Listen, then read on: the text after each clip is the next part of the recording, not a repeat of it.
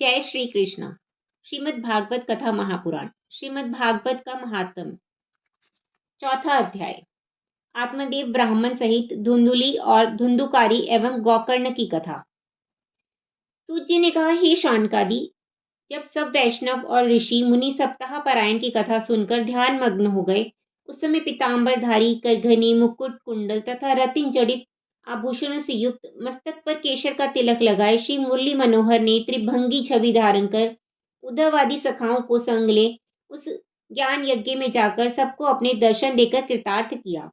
उस कथा अमृत को कानों द्वारा सुनकर भक्तजनों के हृदय में जो श्यामल मूर्ति निवास कर रही थी, वह सब साकार रूप धारण कर नेत्रों के आगे आ गई। तब उन श्री कृष्ण चंद्र जी का दर्शन करके सभी लोग अपने को धन्य समझने लगे और सबने विधि पूर्वक प्रभु का पूजन करके उन्हें साष्टांग प्रणाम किया। उस आनंद को देखकर नारद जी ने सनत कुमार जी से कहा, हे भगवान, आपने जो कथा कही उसे जिसने सुना उसी ने मुक्ति पद पाया। इससे अब इसका महात्म्य भी कहने की कृपा करें। श्री सनत कुमार जी कहने लगे, हे देव ऋषि नारद, कलयुग के जो महापापी मनुष्य हैं वे भी इस सप्ताह ज्ञान के सुनने से पवित्र होकर मुक्ति पद को पावेंगे। इस संबंध में हम तुमको एक प्राचीन कथा सुनाते हैं, उसे ध्यान से सुनो। दक्षिण दिशा में एक तुंगभद्रा नाम की नदी है। उसी नदी के किनारे एक गांव में आत्मदेव नामक एक विद्वान, तेजस्वी और बड़ा धर्मात्मा ब्राह्मण रहता था। उसकी पत्नी का नाम धुंधुली था। वह अपने पति को बहुत दुख देती थी, किंतु वह ज्ञानी ब्राह्मण इसे ईश्वर की इच्छा समझकर उसे कुछ नहीं कहता था। वृद्धावस्था तक जब उस ब्राह्मण के कोई पुत्र ना हुआ, तब उसने पुत्र की प्राप्ति के लिए व्रत तथा नियम रखने प्रारंभ कर दिए और ब्राह्मणों को बहुत से दान दिए। इतने पर भी जब उसकी अभिलाषा पूरी ना हुई, तब वह एक दिन निराश हो देह त्यागने की इच्छा से घर से निकलकर जंगल में पहुंचा। वहां दोपहर से प्यास से व्याकुल हो वह एक सरोवर पर गया और जल पीकर बैठा बैठा सोच करने लगा। उसी समय हरी इच्छा से एक महात्मा वहां आए। आत्मदेव ने उसके तेज को देखकर बड़े आदर से उन्हें बिठाया। उस समय उस महात्मा ने आत्मदेव को शोकाकुल देखकर पूछा, हे ब्राह्मण, तुम इतने चिंतित क्यों हो रहे हो? यह सुनते ही वह विप्र नेत्रों में जल भरकर बोला, हे महाराज, मैंने पूर्व जन्म में कोई ऐसे पाप किए थे जिनके कारण इस जन्म में मुझे संतान प्राप्ति नहीं हुई है। इसलिए मैं अपने प्राण त्याग करने आया हूँ। संसार में जिसके संतान न हो, उसके धन संपत्ति तथा वंश को धिक्कार है। मैं ऐसा अभागा हूँ कि मेरी गौ भी बांझ है और जिस वृक्ष को मैं लगाता हूँ वह भी फल नहीं देता है तथा बाजार से लाए हुए फल भी तुरंत सूख जाते हैं। इतना कहकर वह ब्राह्मण रोने लगा। उसको रोता देखकर महात्मा ने कहा, हे ब्राह्मण, तू निराश मत हो, मैं तेरे दुख को दूर करने का अभी विचार करता हूँ।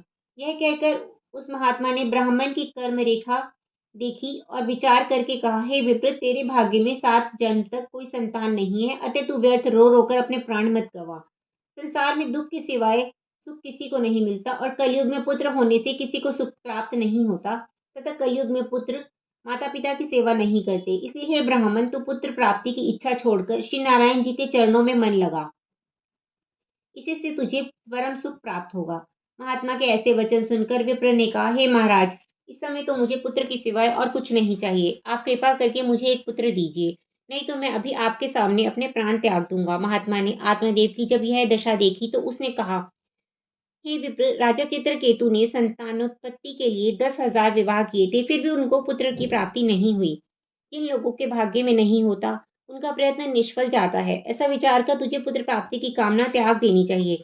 ये बात सुनकर ब्राह्मण बोला, हे महात्मा जी, आप यह जो भी ज्ञान का उपदेश दे रहे हैं मुझे अच्छा नहीं लगता है। आप अब कृपा करके कोई ऐसा उपाय बताइए जिससे मैं पुत्र का पिता बन सकूं। आत्मदेव का इस प्रकार का हठ देखकर महात्मा ने उसे एक फल दिया और कहा, यदि तेरी ऐसी ही इच्छा है तो तू यह फल ले जाकर अपनी स्त्री को खिला दे। ईश्वर चाहेगा तो तुझे पुत्र प्राप्त हो जाएगा।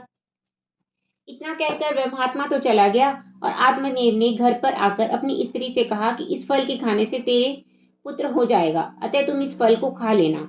इस प्रकार स्त्री को समझाकर जब आत्मदेव घर से बाहर चले गए, तब कुछ देर बाद उसकी पत्नी धुंधुली की एक सहेली उसके घर पर आई।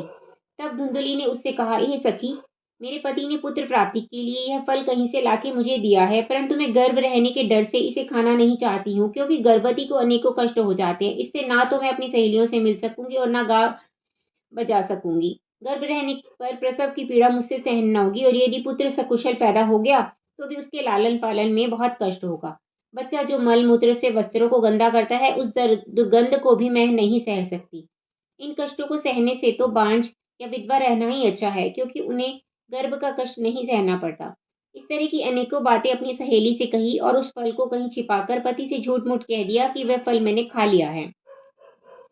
कुछ दिनों बाद जब उस धुंधली की बहन उसके घर आई तो उसे उदास देखकर पूछने लगी, हे बहन, क्या कारण है जो इन दिनों तुम इतनी सुस्त तथा दुबली हो रही हो? तब धुंधली बोली, मेरे पति ने पुत्र प्राप्ति के लिए कहीं से एक फल लाकर मुझे खाने को दिया था, सो मैंने प्रसव पीड़ा के कष्ट को सोचकर वह फल नहीं खाया और उनसे झूठ बोल दिया कि मैंने उसे खा लिया है।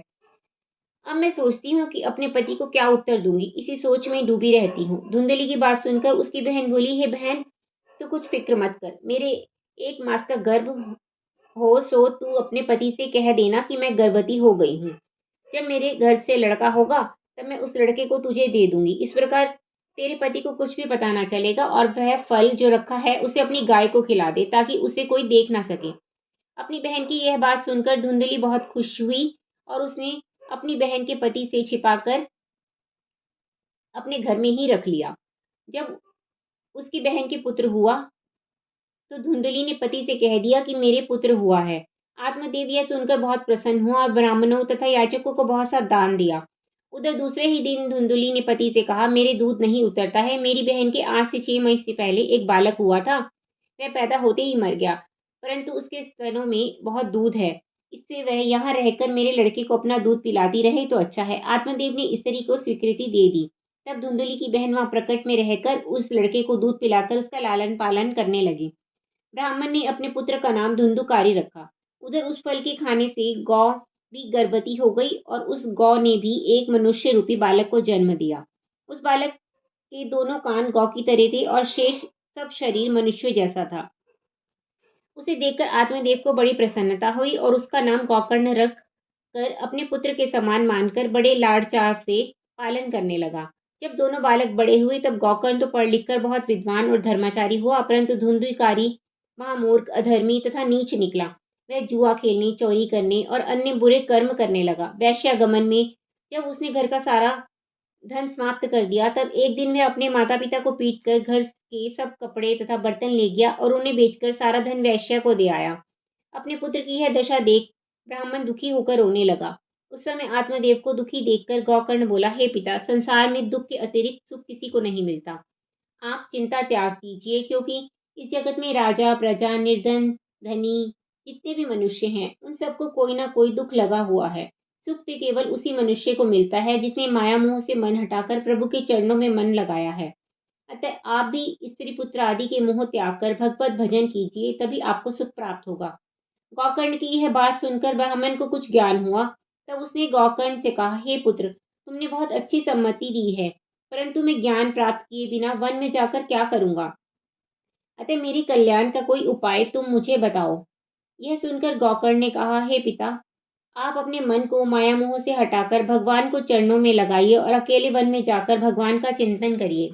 इस साधन से आप अवश्य ही मोक्ष को प्राप्त करेंगे।